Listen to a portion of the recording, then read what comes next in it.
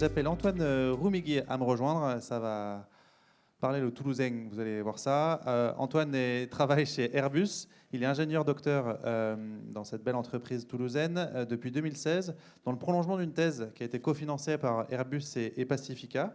Il a développé l'indice de production des prairies, l'IPP, qui vient alimenter des dispositifs assurantiels. Et on va parler de ça toute la fin de l'après-midi. Donc c'est cet indice que l'Observatoire de la pousse de l'herbe cherche à fiabiliser avec des mesures pluriannuelles. On en a parlé ce matin. Et on verra juste après avec Cédric Bouclier de Groupama quel est l'usage et fait de cet indice. Merci beaucoup. Merci de nous donner l'opportunité de présenter cet indice. Tout d'abord, la question qu'on peut se demander, c'est finalement pourquoi proposer un indice pour assurer les prairies. Plusieurs raisons à cela. La première, je pense que Cédric, d'ailleurs, de Groupama, expliquera avec un autre angle de vue et peut-être mieux éclairé que le mien en tant qu'assureur, mais je vais vous donner quand même celui d'Airbus et peut-être également de l'antériorité d'Airbus par rapport à vous demander ce que fait un avionneur dans cette salle. On a toute une équipe qui travaille sur des sujets agro et agri. On a notamment, peut-être que vous connaissez le projet Farmstar, et qui gère donc la gestion azotée des parcelles. Et également un sujet Starling qui suit tout ce qui est déforestation pour l'agroalimentaire, notamment huile de palme, etc. Et donc le troisième projet phare dans l'équipe dans laquelle je travaille, c'est donc l'assurance des prairies, pour laquelle donc, nous proposons aux assureurs un indice. Car pour assurer les prairies, ce n'était pas simple lorsqu'on s'est penché sur la question, pour plusieurs raisons. Tout d'abord, il n'y a pas de données comptables, concrètement, sur l'historique de production. Or, pour créer un produit d'assurance, il faut être en mesure d'évaluer une perte par rapport à quelque chose. Deuxièmement, la croissance est continue et tout au long de l'année, on peut avoir plusieurs cycles de production. Donc, l'expertise traditionnelle que l'on connaît avec un homme dépêché sur place est coûteuse très rapidement. Et ensuite, on a différents modes d'exploitation. Vous êtes mieux placé que moi pour en parler, fauche, pâturage, etc. Donc clairement, l'expertise et l'assurance traditionnelle est inappropriée. Et donc, il a fallu se creuser la tête et se pencher vers l'assurance indicielle. Donc l'assurance indicielle, c'est bien le calcul d'un taux de variation qui se transforme en taux de perte pour l'assurance à l'échelle d'une unité géographique qui peut être la commune française ou un autre maillage. Et donc, dans le cadre des prairies, nous utilisons des images satellites. Donc, on parle d'une assurance indicielle de télédétection qui présente plusieurs avantages. Tout d'abord, celle de disposer d'un historique qui, quand même, est assez long. Pourquoi c'est un avantage? Ça, c'est un prérequis de la part des assureurs qui, eux, pour qualifier le risque et le prix, clairement, auquel ils vont proposer l'assurance à leurs éleveurs, ils doivent qualifier ce risque, savoir si ça va déclencher tous les ans, tous les 2 ans, tous les 10 ans. Et donc là, plus l'historique sera long, plus le calcul justement du tarif sera juste et approprié. L'autre avantage de la télédétection, c'est la capacité d'observer en continu et en tout point du territoire à partir de nos images. Et enfin, d'avoir une méthodologie validée et unique sur l'ensemble du territoire. Donc clairement, qu'est-ce que c'est que l'indice? L'indice, il a été lancé commercialement auprès des assureurs en 2016 et donc il permet d'apprécier les variations de production au cours d'une année entière par rapport à une référence historique. Cet indice, il est utilisé ensuite par les assureurs pour déclencher des indemnisations avec qui ils ont mis en place un contrat d'assurance. Et donc, à la fin de l'année, lorsqu'on va livrer les assureurs, si besoin, l'indemnisation est réalisée. Tous les ans, nous sommes audités par un comité scientifique sous l'égide du ministère de l'Agriculture, composé de scientifiques en la matière. Pour ne pas être exhaustif, il y a des membres du CNES, de Météo France, l'INRAE, et j'en oublie. Mais donc, il faut être accrédité pour être fournisseur d'indices auprès des assureurs français. Aujourd'hui, vous êtes le seul fournisseur d'indices? Aujourd'hui, nous sommes le seul. Et on a le papa de l'indice? C'est une copaternité. Okay. On est moderne. Et donc concrètement, l'indice, on récupère des images satellites. On parle de satellites de moyenne résolution, donc Sentinel 3 pardon, et MODIS, c'est un capteur américain, sur lequel on va calculer un paramètre lié à la végétation, qui est la fraction de couvert vert. Donc concrètement, on va regarder avec une vision verticale la fraction de végétal qui va couvrir 1 mètre carré de sol. Donc c'est un pourcentage de végétation au sol que l'on va utiliser dans le cadre de ce projet. Mais toute végétation confondue. Toute végétation confondue. C'est important, on en reparlera par la suite, effectivement.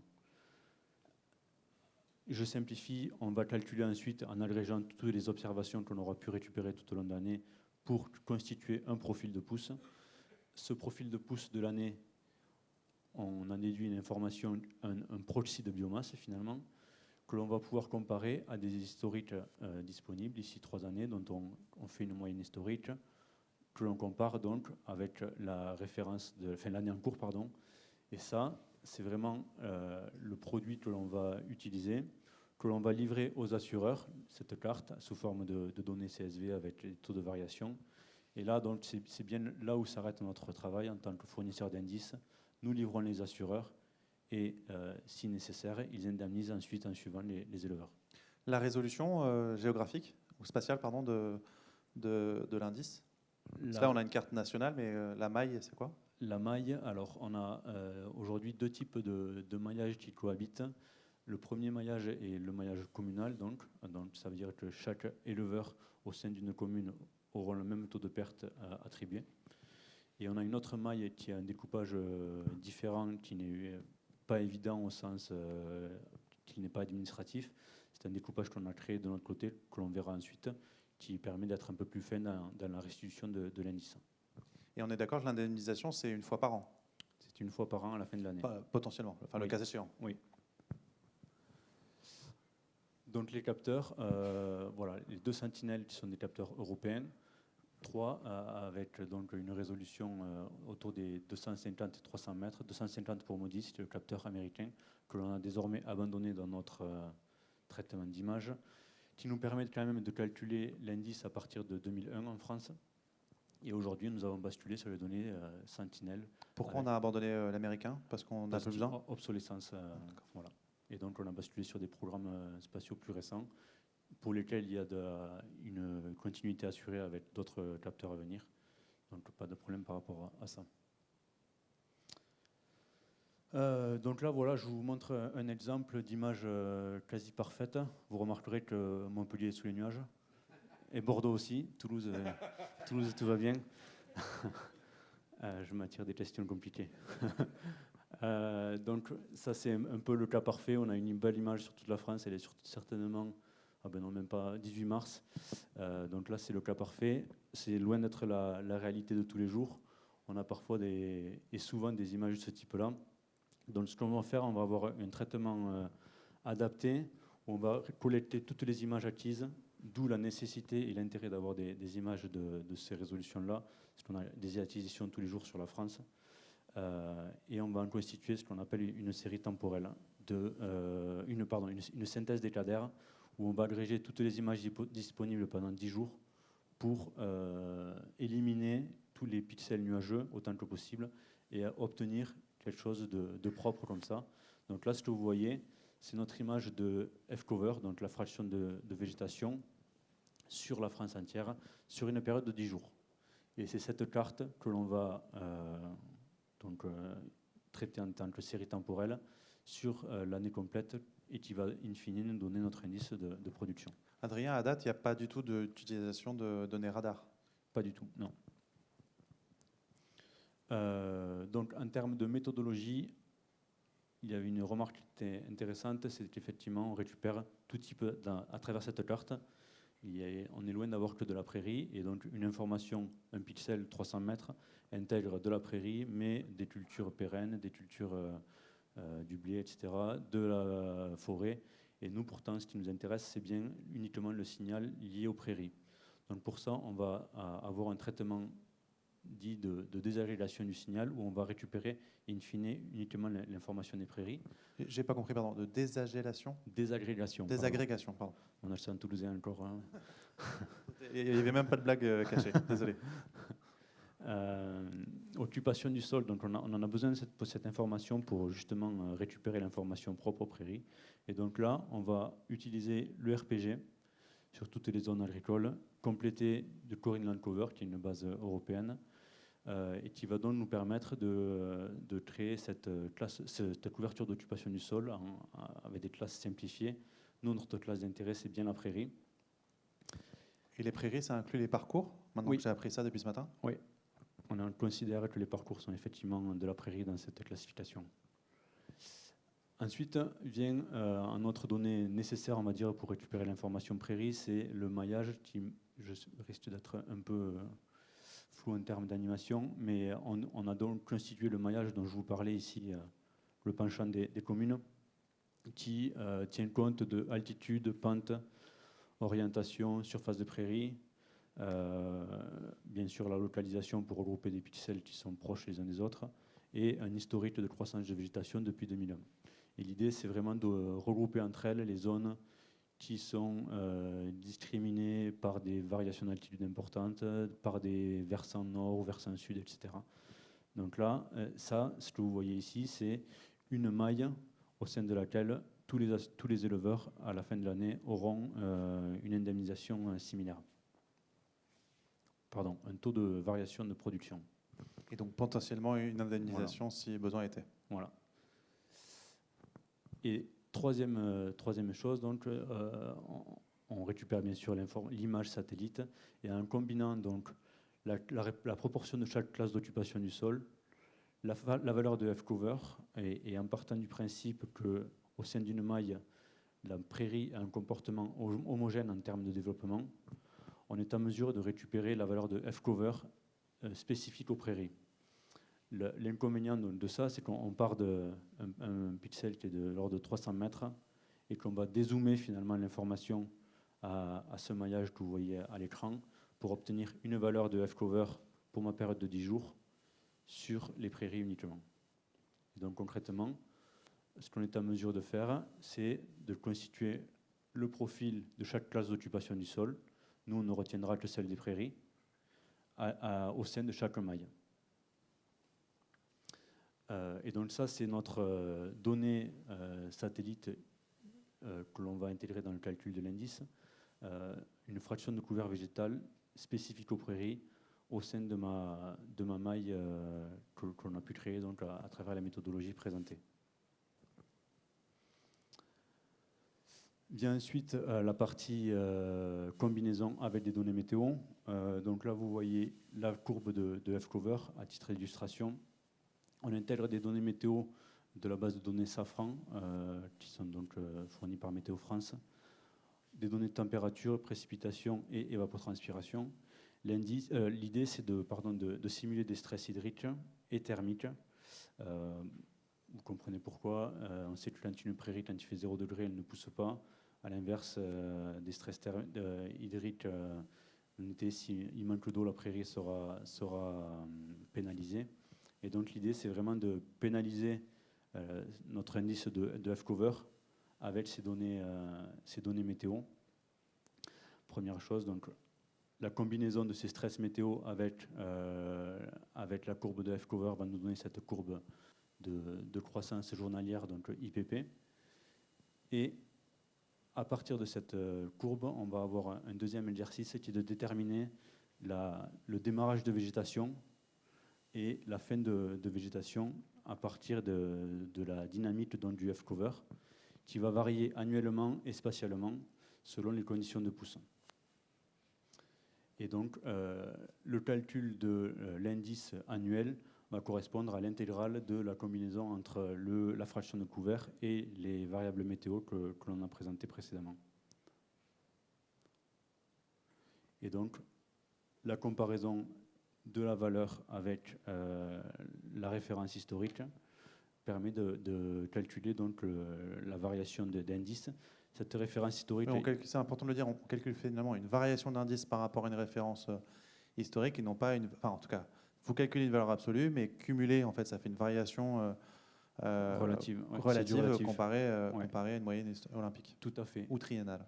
Ou triennale, ça c'est une exigence d'un cahier des charges du Ministère européen, européen. je crois.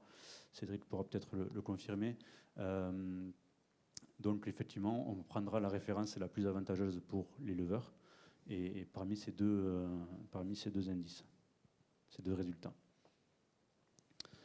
En termes d'amélioration continue, je pense qu'il est important de préciser que notre indice, s'il est aujourd'hui peut-être le seul existant, c'est qu'il a quand même un travail de R&D et donc de scientifique important qui a été mis en place avec des validations éprouvées.